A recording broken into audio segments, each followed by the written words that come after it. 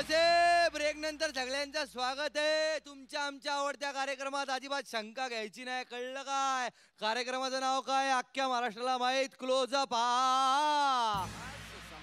आता असा मराठीत आता मराठीत हसवायला येतोय आपले पुढचे दोन भैलो, मिर्झा एक्सप्रेस मिर्झा बेग.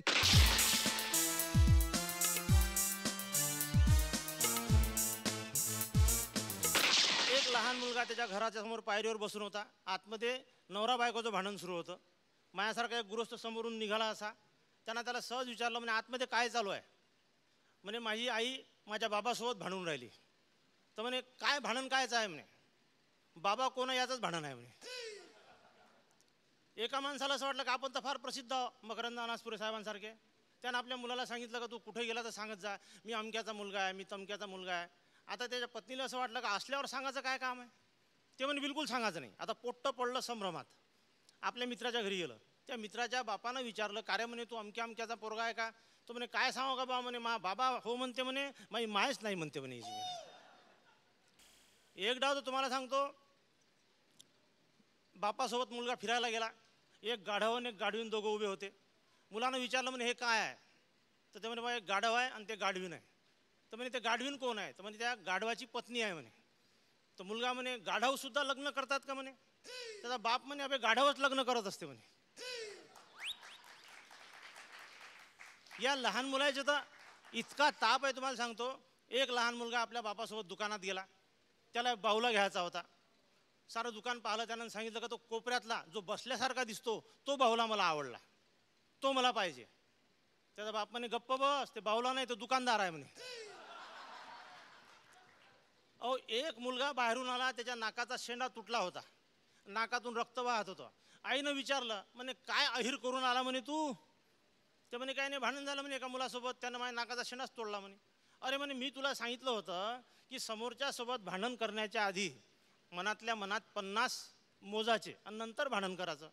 तो म्हणे मी तर 50च मोजून आलो होतो म्हणे, पण त्या समोरच्या मुलाच्या आईनं त्याला 15च मोजाचं सांगितलं होतं म्हणे. असेच 3 मुलं एका दुकानात गेले. दुकानदाराने विचारलं, म्हातारा माणूस दुकानदार काय पाहिजे म्हणे तुम्हाला? पहिला मुलगा म्हणे मला 4 आण्याचे फुटाणे पाहिजे. आता फुटाण्याचा डब्बा वर पाठीवर ठेवून होता. तिथपर्यंत जायसाठी हात पुरत नव्हता. ज्याने स्टूल बनवला होता त्या बुढ्यानं, दुकानदारानं.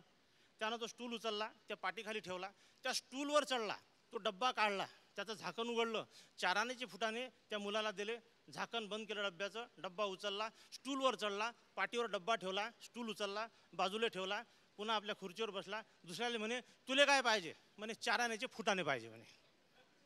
हा पुन्हा उठला, त्यानं स्टूल उचलला, खाली ठेवला, त्याच्यावर चढला, डब्बा काढला, त्याचं झाकण उघडलं, या दुसऱ्या पोराले 4 आण्याचे फुटाणे दिले.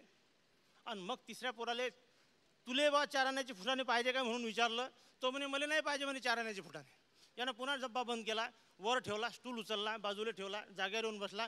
तुले काय पाहिजे म्हणे? मला 8 आण्याचे फुटाणे पाहिजे म्हणे. तो सिद्धार्थ किल्ला रे, काय रे?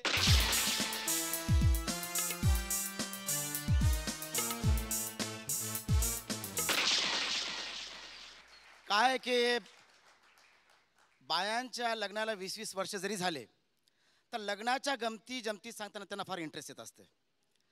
अशीच एक सखी दुसऱ्या सखीला सांगते, तुला काय सांगू म्हणे शांताबाई, ज्या दिवशी हे मला पहिल्या दिवशी पाहण्यासाठी आले होते म्हणे, मी तर पाहिल्याबरोबर त्याला नकार दिला होता म्हणे, कारण यांच्या चेहऱ्यावरची रेष बी हालत नव्हती म्हणे.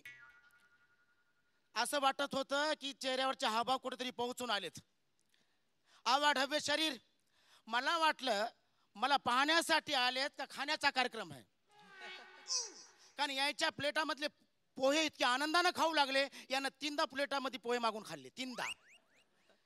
त्या कढईमधले पोहे संपले. आमच्या आईची त्या स्वयंपाकघरात नुसती तारांबळ उडाली, तरी यायचं चालूच, आणा पोहे द्या, बरं द्या पोहे द्या. मी म्हणलं एवढा माणूस हा, आता याच्यासोबत जर आपण लग्न केलं, मला तर वाटतं आपलं सगळं आयुष्य स्वयंपाकघरातच जातं का काय की.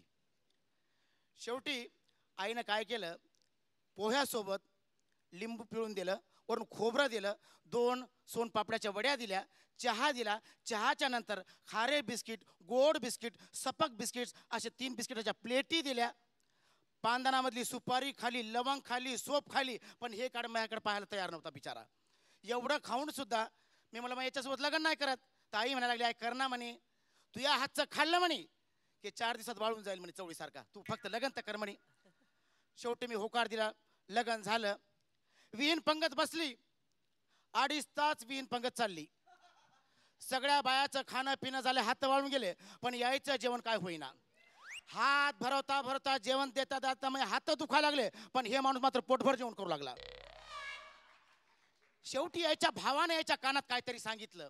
मग हे उठले, ताटावून हात बीत धुतला. मी विचारलं, भाऊजी ना, भाऊजी तुम्ही याच्या कानात काय सांगितलं? काही ना, एवढं सांगितलं, काळजी करू नको, सोबत मी बांधून बी घेतले, तवा यानं हात धुतले म्हणे. एका दिवशी मी सहज विचारलं, का हो तुम्ही रोज पाहुण्याच्या इथं जाताना पिंट्याला घेऊन जाता? हो जातो म्हणे. बरं काहून घेऊन काहून जाता? त्याचं असं आहे म्हणे की मला लागते म्हणे सकाळी भूक, आता पाहुण्याच्या इथं आपण भाकर मागू शकत नाही म्हणे, मग मी पिंट्याला हळूच चिमटा घेतो, पिंट्या लढतोय, पाहुणे विचारतात पोरगा काहून रडायला? मी म्हणतो की पोरगा म्हणाला की पोहे द्या खायला. मग ते पोराला आपल्या पोहे देतात म्हणे, मी अजून चिमटा घेतो, पोरगा अजून रडतोय. आता पाहुणे विचारतात, बरं आता काहून रडायला तुमचा पिंट्या? आता म्हणायला लागला की बाबा तुम्ही खाता याच्यासोबत, त्याच्यामुळे मूग पोट भरतं म्हणे, त्याच्यामुळे पोटभर पोहे खात असतो. तुला सांगतो मी, मला जेवण काय आता आजकाल जास्त जाईना. ही म्हणा लागली, काय जाईना? कुठं जर आपण बाजारामध्ये गेलो तर तुम्हाला कपडा बराबर येईना. प्रत्येक जण म्हणते हाथी का बच्चा लेके कहाँ घूमते रहते. थँक्यू, धन्यवाद, थँक्यू.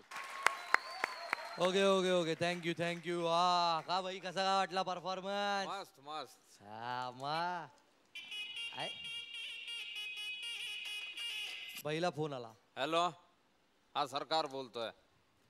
हा मी नाही नाही एवढे नाही रे, कमी कर ना यार, धमकी नको आहे देऊ.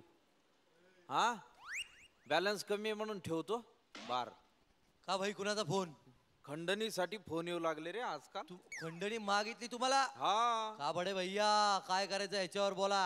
हे पहा, आपण उगाच जास्त भानगडीत नाही पडायचं. हा. सरळ पोलीस स्टेशनला जाऊन कंप्लेंट करूया आपण. काय आमच्या भाईला काय कळत नाही, पोलिसात जाऊन तक्रार करायची म्हणतो. पोलिसात आम्ही गेलो तर पोलीस आम्हाला नाही का पकडणार? आता कुणाला पाठवायचं आणि काय करायचं याचा विचार करतो. तोपर्यंत तुम्ही घ्या एक ब्रेक लगेच.